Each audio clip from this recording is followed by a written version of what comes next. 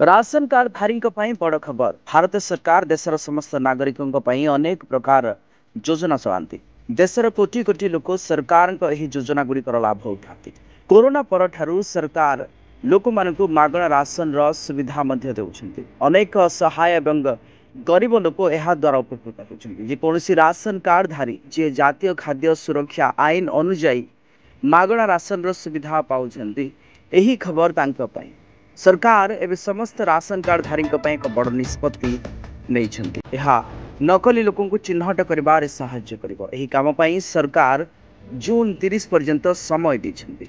समस्त ration card धारी को जून 30 सुधा केवाईसी करने को पड़ो। जो राशन कार्ड धारी केवाईसी करें आउ राशन कार्ड रे मागणा राशन मिलना।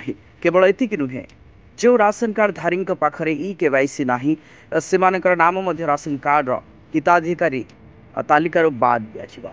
यार अर्थ हूँ पुणी थे राशन कार्ड पर आवेदन करने पड़ो। तेणु जदि आपण एपर्यंत आपण राशन कार्ड केवाईसी करना तेरे समय नष्ट नक यथाशीघ्र केवाईसी प्रक्रिया संपूर्ण करूँ। नचेत आपण को असुविधार सम्मुखीन होगाक पड़ पाए। जेकोसी राशन कार्ड धारी निकटस्थ खाद्य जोगाण विभाग किंबा राशन बंटन केन्द्र को जाई केवाईसी प्रक्रिया समाप्त करें। एथिपाई सेठारे आधार नंबर एवं फिंगरप्रिंट पंजीकरण करने को पड़ो। ब्यूरो रिपोर्ट, न्यूज़ दुनिया।